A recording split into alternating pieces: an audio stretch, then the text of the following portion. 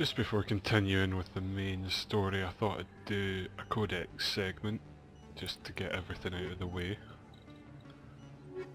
because I've discovered quite a lot of things.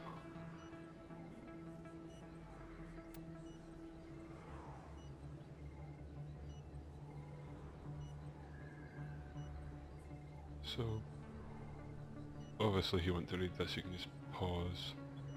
I'm not going to sit here and read it out. But it is good stuff to look at. I mean, when you just look at a picture like that, obviously it doesn't give you a great impression until you're inside the ring and you can see what's going on.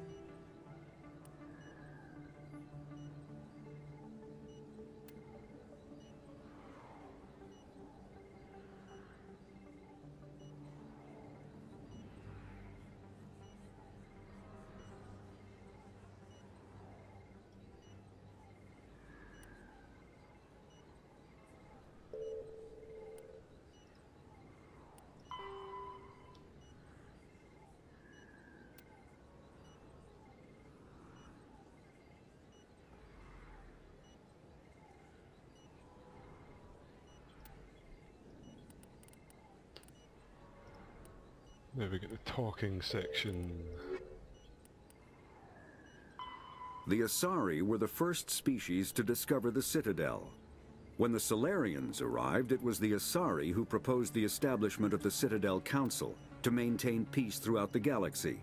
Since then, the Asari have served as the mediators and centrists of the Council. An all-female race, the Asari reproduce through a form of parthenogenesis. They can attune their nervous system to that of another individual of any gender and of any species to reproduce. This capability has led to the unseemly and inaccurate rumors about Asari promiscuity. Asari can live for over 1,000 years, passing through 3 stages of life. In the maiden stage, they wander restlessly, seeking new knowledge and experience. When the matron stage begins, they meld with interesting partners to produce their offspring. This ends when they reach the matriarch stage, where they assume the roles of leaders and counselors. The second species to join the Citadel, the Solarians, are warm-blooded amphibians with a hyperactive metabolism. Solarians think fast, talk fast, and move fast. To Solarians, other species seem sluggish and dull-witted. Unfortunately, their metabolic speed leaves them with a relatively short lifespan. Solarians over the age of 40 are a rarity. The Solarians were responsible for advancing the development of the primitive Krogan species to use as soldiers during the Rachni Wars. They were also behind the creation of the genophage bioweapon the Turians used to quell the Krogan rebellions several centuries later. Solarians are known for their observational capability and non-linear thinking. This manifests as an aptitude for research and espionage. They are constantly experimenting and inventing, and it is generally accepted that they always know more than they are letting on. The Elcor are a citadel species native to the high-gravity world Decuna. They are massive creatures, standing on 4 muscular legs for increased stability. Elcor move slowly, an evolved response to an environment where a fall can be lethal. This has colored their psychology, making them deliberate and conservative. Elcor's speech is ponderous and monotone. Among themselves, scent, slight movements, and subvocalized infrasound convey shades of meaning that make a human smile seem as subtle as a fireworks display.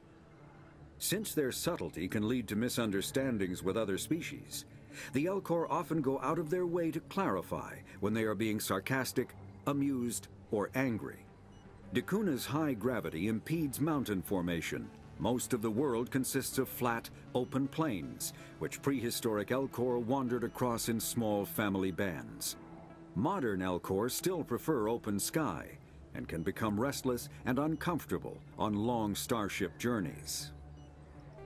The Geth are a humanoid race of networked AIs. They were created by the Quarians 300 years ago as tools of labor and war. When the Geth showed signs of self-evolution, the Quarians attempted to exterminate them. The Geth won the resulting war. This example has led to legal, systematic repression of artificial intelligences in galactic society. The Geth possess a unique distributed intelligence. An individual has rudimentary animal instincts, but as their numbers and proximity increase, the apparent intelligence of each individual improves. In groups, they can reason, analyze situations, and use tactics as well as any organic race. Geth space is located at the trailing end of the Perseus Arm, beyond the lawless Terminus systems. The Perseus Veil, an obscuring dark nebula of opaque gas and dust, lies between their space and the Terminus systems. When the Asari discovered the Citadel, they also discovered the Keepers, a docile, multi-limbed insect race that seemingly exists only to maintain and repair the Great Prothean Station. Early attempts to communicate with or study the Keepers were failures, and it is now illegal to interfere with or impede Keeper activity. Because they are completely non-threatening, Keepers have become virtually invisible to everyone else. Similarly, they seem indifferent to other species, except for their tendency to help new arrivals integrate themselves into the Citadel. No matter how many Keepers die due to old age, violence, or accident, they maintain a constant number. No one has discovered the source of new Keepers, but some hypothesize they are genetic constructs, biological androids created somewhere deep in the inaccessible core of the Citadel itself. The Krogan evolved in a hostile and vicious environment. Until the invention of gunpowder weapons, eaten by predators was still the #1 cause of Krogan fatalities.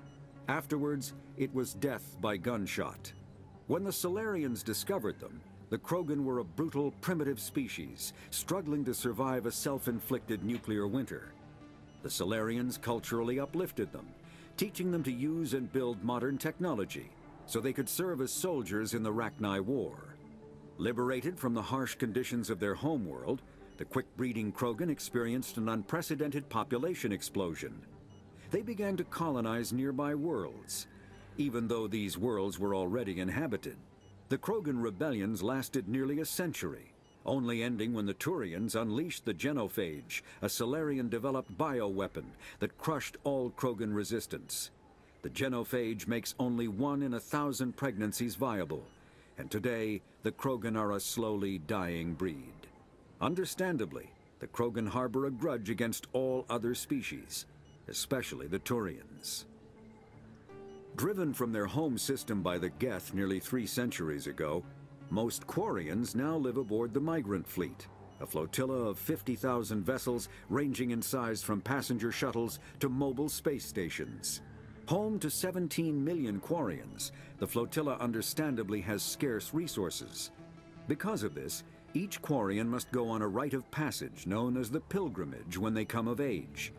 They leave the fleet and only return once they have found something of value they can bring back to their people. Other species tend to look down on the Quarians for creating the Geth and for the negative impact their fleet has when it enters a system. This has led to many myths and rumors about the Quarians, including the belief that underneath their clothes and breathing masks, they are actually cybernetic creatures, a combination of organic and synthetic parts. The Volus are a member species of the Citadel with their own embassy, but they are also a client race of the Turians. Centuries ago, they were voluntarily absorbed into the hierarchy, effectively trading their mercantile prowess for Turian military protection.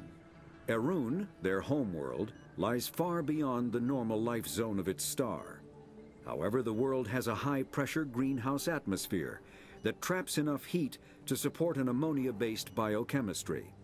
As a result, the Volus must wear pressure suits and breathers when dealing with other species, as conventional nitrogen-oxygen air mixtures are poisonous to them, and in the low-pressure atmospheres tolerable to most species, their flesh will actually split open.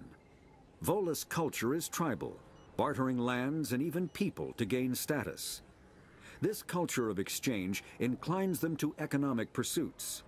It was the Volus who authored the Unified Banking Act, and they continue to monitor and balance the Citadel economy.